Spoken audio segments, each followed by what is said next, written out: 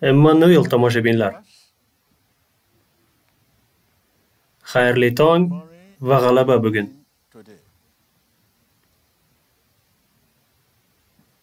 Fisq muborak.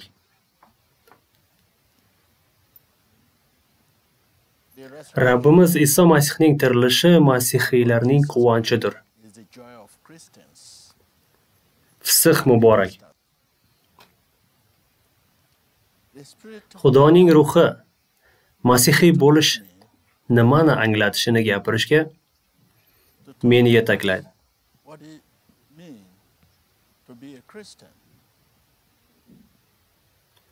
Biz masihiy bo'lganimizdan keyin gunoh yoki xato qilmay qolamizmi? Bugun biz shu haqida gapirishamiz. Chunki Rabbimiz Iso Masihning tirilishi dunyo bo'ylab masihiylarning quvonchi, uning do'stlarining quvonchi.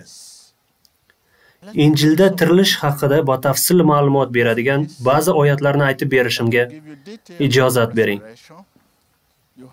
Matto 27-bob 1dan oxirigacha. Matto 28-bob 5-oyatdan 11-oyatlargacha. Ammo men sizga 1-oyatdan oxirigacha o'qishni maslahat beraman. Rimliklarga 6-bob 8dan 11-oyatlarni o'qing. Shuningdek, Titusga 3-bob 3-oyatdan 6-oyatgacha. Bu bizning bugungi mavzuyimiz bo'ladi. Shunday qilib, men sizni Titusning 3-bobning 3dan 6-oyatlargacha yo'naltirmoqchiman. So I'm taking you to the book of Titus, chapter 3, verse 3. Bir vaqtlar bizlar ham fahmsiz, itoatsiz, adashgan odamlar edik. Har xil zavq va ehtiroslarning quli bo'lib, gina qudrat va hasadkorlik bilan kun kechirardik.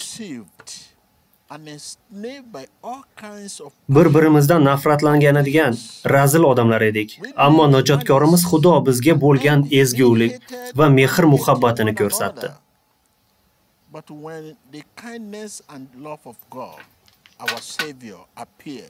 Savobli ishlarimiz tufayli emas, balki o'zining rahm shafqati tufayli u bizni qutqardi.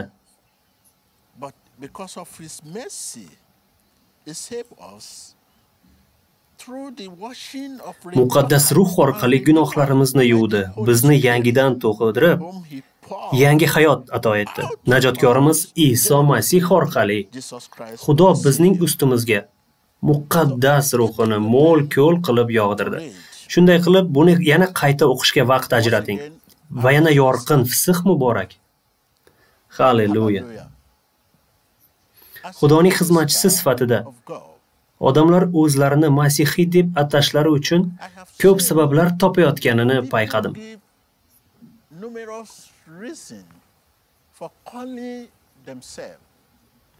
Masalan, ular shunday deyshadi: Men masihiy bo'lib tug'ilganman va jamoatda katta bo'lganman. Men masihiyman, chunki ota-onam masihiy.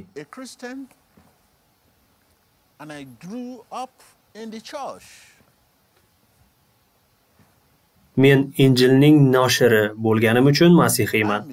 Men masihiyman, chunki men jamoat asoschisiman.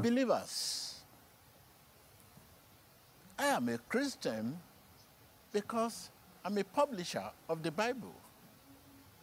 I am a Christian because Men masihiyman, chunki asosiy boshqaruvchiman.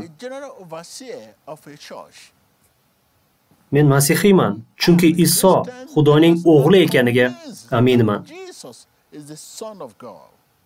Ushbu javoblarning muammosi shundaki, ular masihiy deb atalishga huquq beradigan yagona sabab haqida hattoki eslatib ham o'tmaydilar. The only reason that qualifies someone as a Christian. Men yana aytaman. Bu javoblardagi muammo shundaki, ular masihiy deb atalishga huquq bera oladigan yolg'izdan yagona sababni eslamaydilar. So one as a Christian.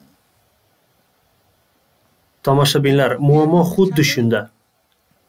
Siz jamoatga borishingiz mumkin, lekin masihiy emas bo'lishingiz mumkin. Be a Christian.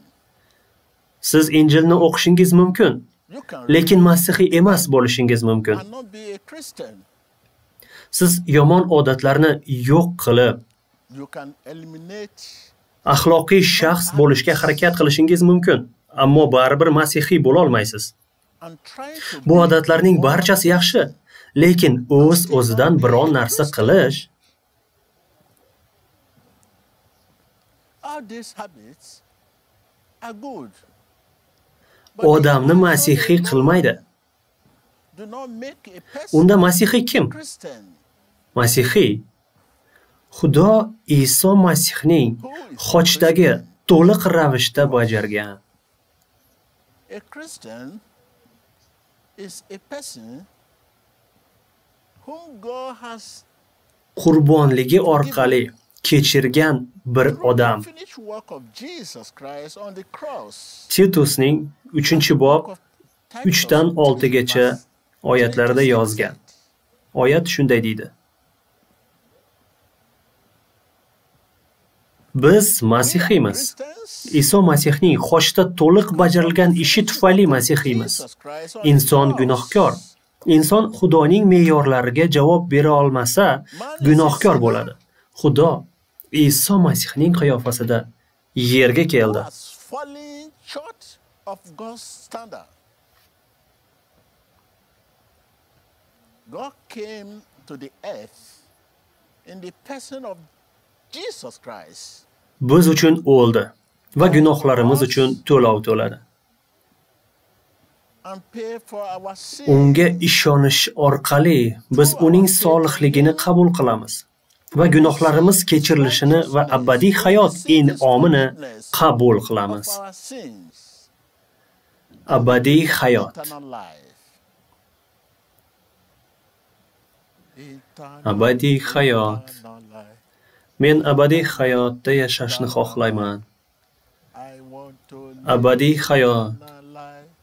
God save Xudo my soul. jonimni saqlagin. I want to live Men abadiy hayotda yashashni xohlayman. save my soul. Butun dunyo tomoshabinlari, Believers all over the world, yana bir once bor, again, happy Easter. yorqin fisq muborak bo'lsin. Iso Jesus men va siz uchun died xochda on o'ldi. the cross. U biz uchun o'ldi. And you U bizni sevadi He va u loves bizni us. kechiradi. He forgives Yuraklarimizni ochganimizda us. When we open our heart, u bizni kechiradi. He forgives us. Keling, Havoriylar kitobining 16-bob 30-31 oyatlarini o'qiymiz. Act of Apostle, Bu xavfsizlik xizmatining xodimi Havoriy Pavlosga eng muhim savolni bergan voqea. this is the case of a law enforcement officer. Once asked the Apostle Paul,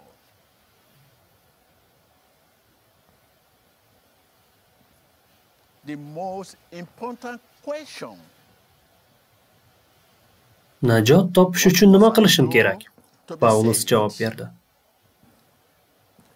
Rabbimiz Isoga ishoning. Believe in the Lord Shunda siz Jesus. najot topasiz. Mana bu ma'no, tomoshabinlar. Bu yerda mohiyat, Here's the point. masihiy bo'lish Here's the bu point. sizning harakatlaringizga bog'liq emas, Being a Christian balki is not about Iso what we do. Masih to'liq tamomlagan It's about ishdir. what Christ Jesus has done. U bizni sevadi. U biz uchun o'ldi. Biz yuragimizni iymonga ochganimizda u gunohlarimizni kechiradi.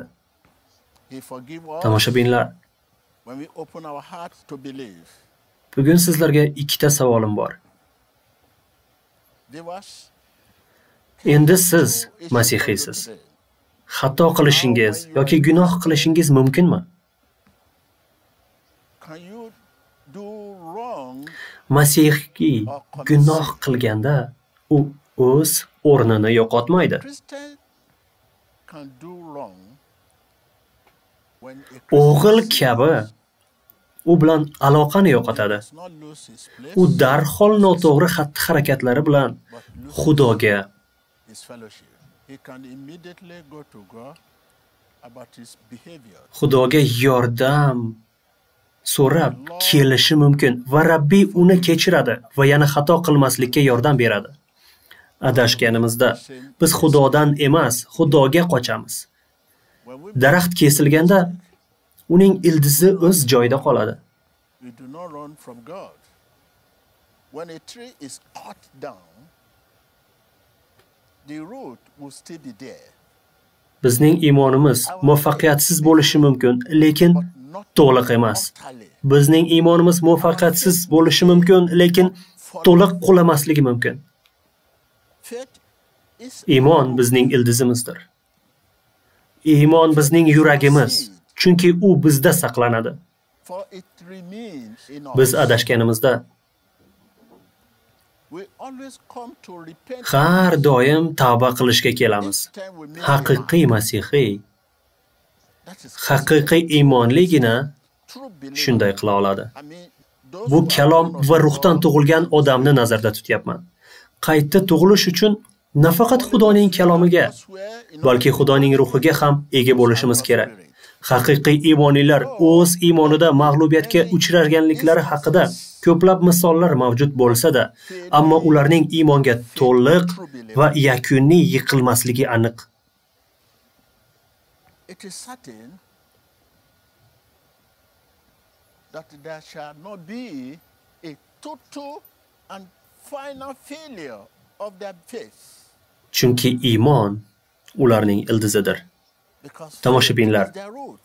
Haqiqiy iymonlik qanday tanib olish mumkin?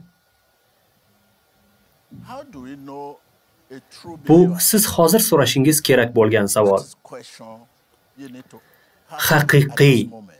qaytadan tug'ilgan masihiyni qanday tanib olish kerak? How do we know a true Christian?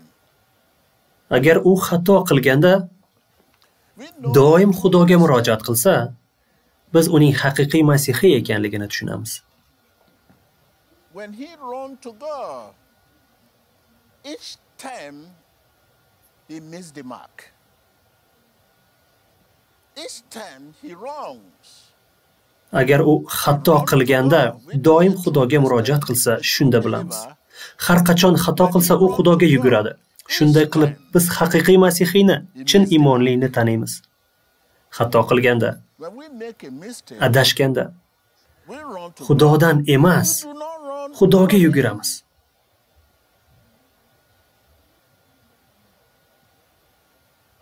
Tomoshabinlar, Let me just come down. va nihoyat Zabur kitobiga 50-bob 5-oyatga murojaat qilishimizga ijozat bering. The book of Psalm. Xo'sh, bu yerda nima deyilmoqda? Ha, o'zimning itoatsizligimni bilaman. And my sin is always Gunohim before turar ko'z o'ngimda mudom. Bu nimani anglatadi? me. Bizning gunohimiz doim ko'z o'ngimizda. Our sin always before Bu us. nimani anglatadi? That means Gunoh uchun ayb har doim yuragimizni bezovta the qiladi. pit of our sin Qalbimiz xavotirga is tushadi. always Va u troubling eng us. yaxshi holatda bo'la olmaydi shu vaqtda. Qalbimiz eng yaxshi holatda bo'lganda biz Xudoni ulug'laymiz. And when our heart is troubled, it cannot be at its best. We worship God. Biz uning we are nazorati in line ostida with God bo'lamiz. When our heart is at its best. Mana bu inson aqli raso odam, haqiqiy This iymonli. is the man, Chindan ham yuqoridan tug'ilgan, a conscience, haqiqiy masihiy. a true believer, a true born again, a true Christian. Men sizlarni ibodat uchun qoldiramoqchiman. I want to leave you here, Tomoshabinlar, viewers. fisq muborak. Happy Easter. Ibodat qilaylik. Pray. Ibodat qilishdan oldin yana bir bor eslatib o'tmoqchiman. Bu ibodat vaqt bilan cheklangan emas. Siz har safar eshitayotganingizda Xudoning mavjudligini o'z ichida saqlaydi. Xudoning kuchi va Xudoning marhamatini o'zida saqlaydi.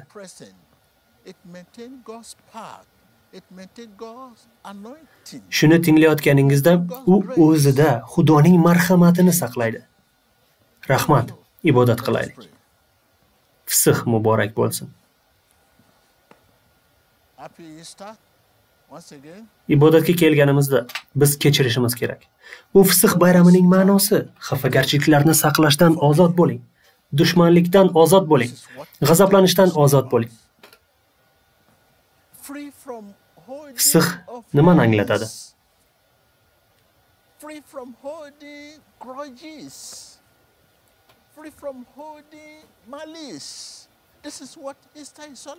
O'zgani o'zing kabi sev. Yaqiningiz siz bilan xuddi shunday e'tiqodga ega bo'lmagan boshqa e'tiqoddagi odam bo'lishi mumkin. Barchasini seving. Fisq nimani anglatadi? Yana bir bor yorqin fisq muborak bo'lsin. O'zgani o'zing kabi sevgin va shundagina siz yana va yana g'alabaga ega bo'lasiz. G'alaba qozonasiz va ulkan g'alaba qozonasiz. Fisq muborak bo'lsin. Tirilish bu COVID-19 o'g'irlab ketgan tinch hayotga, qulaylikka, quvonchga va sog'likka qaytishdir.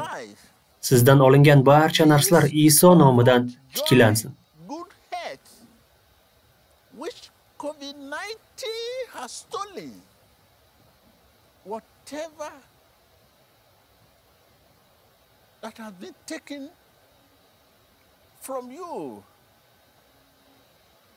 Be restored in the name of Jesus.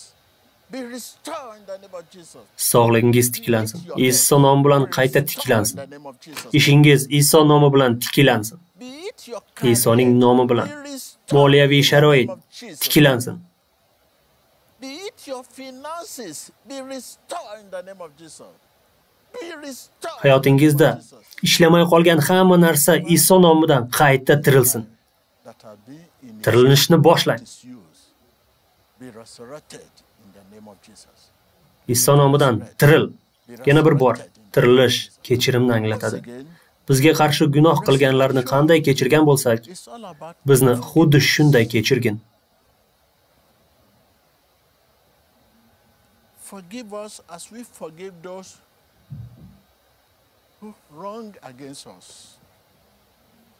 Xafa bo'lishdan ozod bo'ling. Dushmanlik, g'azabdan ozod bo'ling. O'zgani o'zing kabi sev. Sizdan olingan barcha narsalar Iso Masih nomidan tiklansin. Iso Masih nomidan sog'lig'ingiz tiklansin. Love your neighbor as yourself. Whatever that has been taken from you, be restored in the name of Jesus Christ. Be restored in the name of Jesus Christ.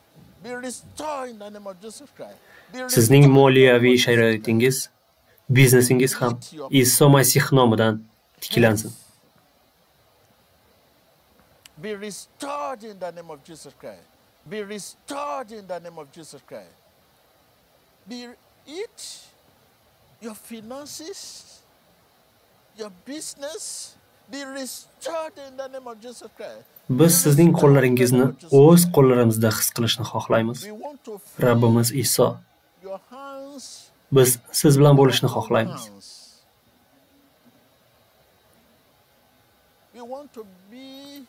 Sizdan olingan barcha narsalar, bu sizning biznesingiz, martabangiz, sog'lig'ingiz yoki turmushingiz bo'lsa ham, Iso Masih nomidan tiklansin. Be it your business, be it your career, be it your health, be it your marriage, be restored in the name of Jesus Christ. Be restored in the name of Jesus Christ. Be restored. Iso sizni sevadi. Men Iso Masih nomidan sizning sog'lig'ingiz tiklanayotganini ko'rmoqdaman. Sizning moliyaviy ahvolingiz Iso Masih nomidan tiklanayotganini ko'rmoqdaman. Men Iso Masih nomidan nikohingizni tiklanishini ko'rmoqdaman. marriage be restored. Sizning martabangiz Iso Masih nomi bilan tiklanayotganini ko'rmoqdaman. Be restored in the name of Jesus. Tirilish bu hayotga qaytishdir. Is to bring back to life. COVID-19 o'g'irlab ketgan va tortib olgan tinchlik, farovonlik, quvonch va sog'lik sizning hayotingiz Iso Masih nomi bilan tiklanayotganini ko'rmoqchiman. Which Ko'rmoqdaman. COVID-19 has stolen, has taken. I can see your life being restored in the name of Jesus Christ. In the name of Jesus Christ.